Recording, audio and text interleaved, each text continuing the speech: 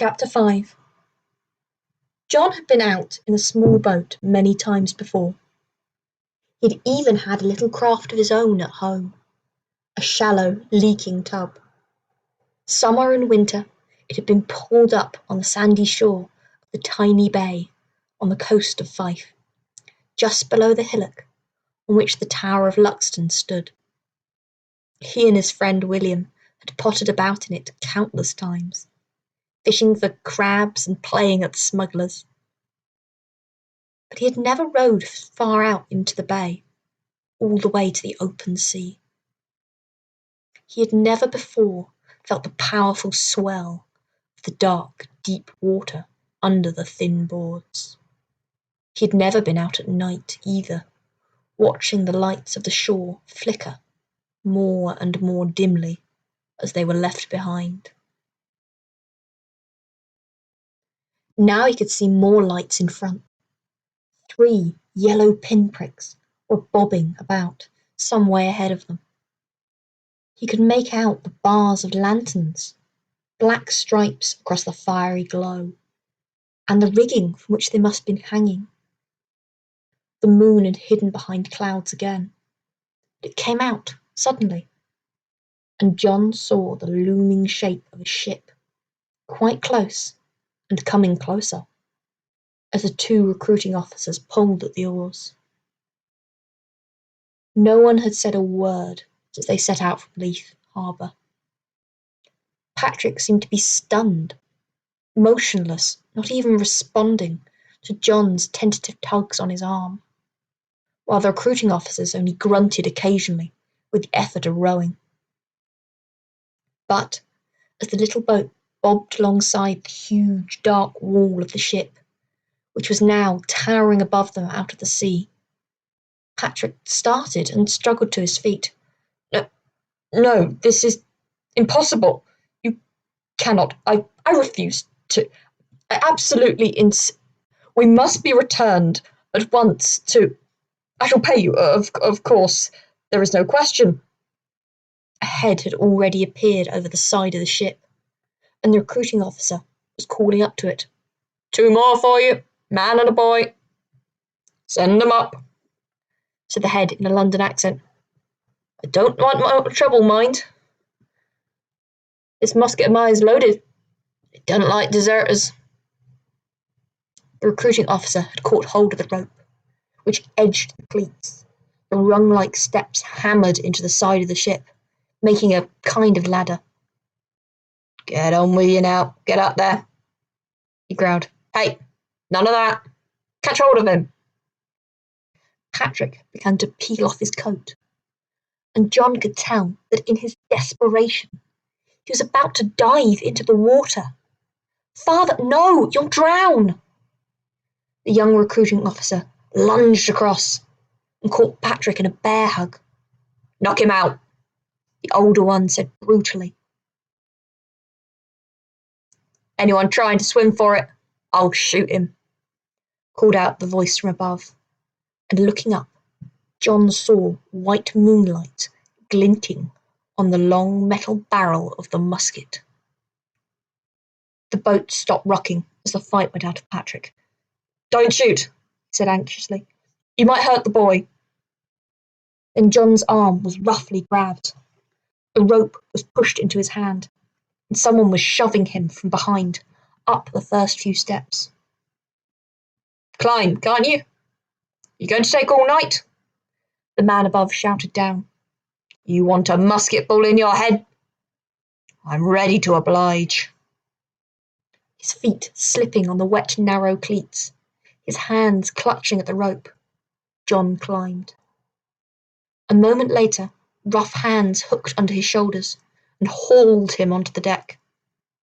And a minute after that, Patrick followed him. There were confused shouts and bumps from below, coarse laughter, and then the regular creak and splash of oars as the recruiting officers began to row back towards the shore. John had no time to look round. 3 or 4 big men, their faces invisible under the brims of their high-crowned hats, had surrounded him and his father. I must protest. There's been a terrible, Patrick was trying to say. There was no time for more. The grating in the deck had been lifted, revealing a gaping black hole. John was pushed down into it. His feet only just managed to find the steep steps, or he would have fallen hard onto the wooden floor below. A moment later, the grating had clanged shut overhead, and he and his father were in almost total darkness. The first thing to hit John was a smell so foul it made him retch. He put his hand over his nose, trying to block it out. There was no escaping it. It crept in round his fingers, seeping in everywhere. He tried to breathe through his mouth, but could still sense its revolting pungency. Then he heard the noises. All around him, in the dark, things were shifting, breathing, scratching, snoring.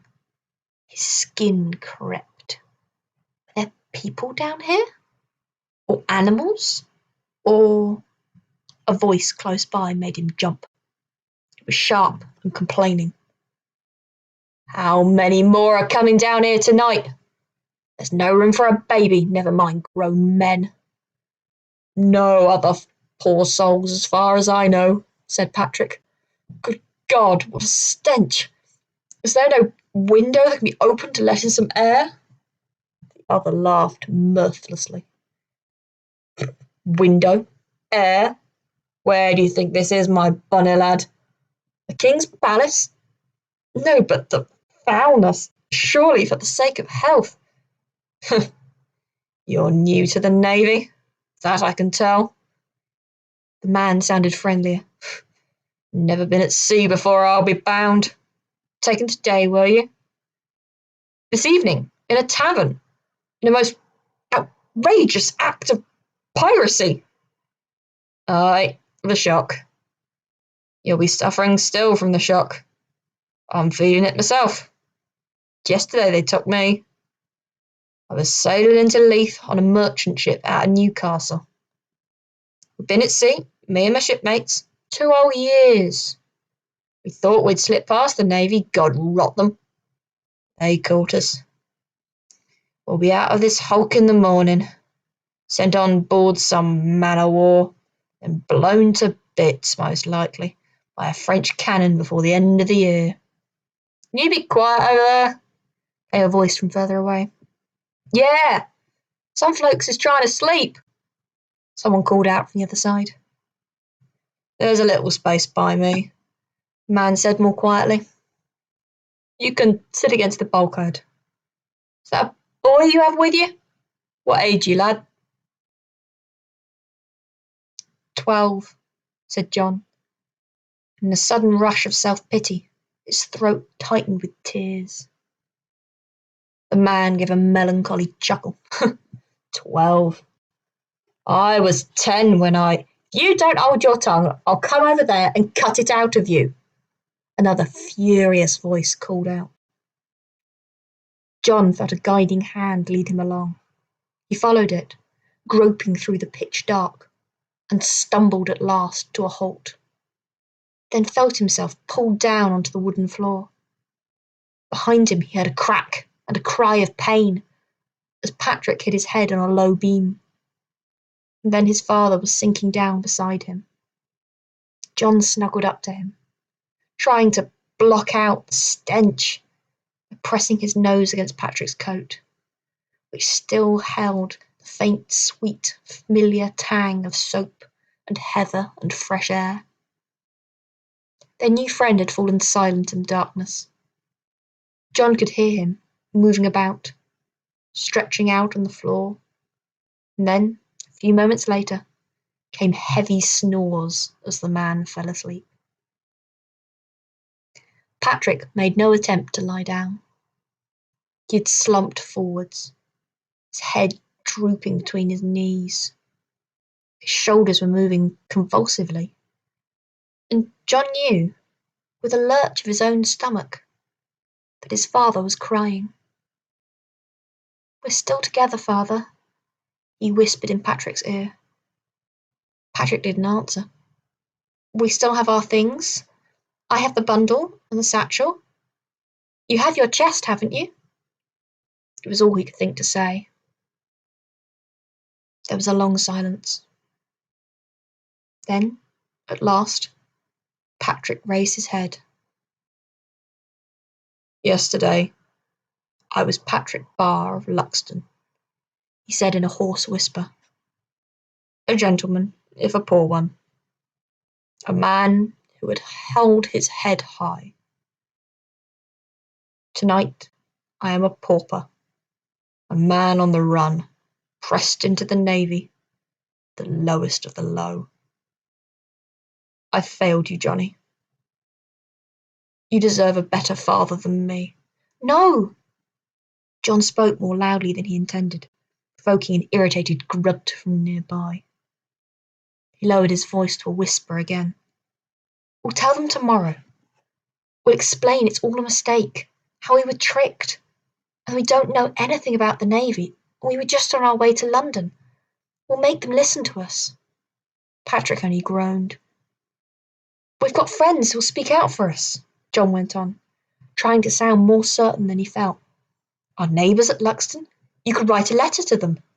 Or to Aunt Sarah. Even Mrs. Armstrong would take our part. She knew what had happened. The thought of Mrs. Armstrong brought to mind the ham she'd packed for them, so many long hours ago. He realised suddenly he was hungry again. He reached for his bundle and pulled out the greasy package.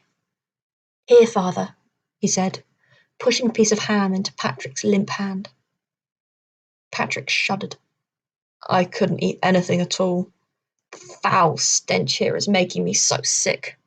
I fear I shall shortly lose whatever remains of that pie. Try some, John said through a full mouthful. It's awfully good. It makes the smell go away. A bit, anyway. Patrick obediently put a piece in his mouth. You're right, Johnny. It is indeed excellent. He sounded momentarily stronger. We may as well enjoy it. It's the last decent food we'll be tasting for a very long time, since we're to be fed now on the expense of His Majesty.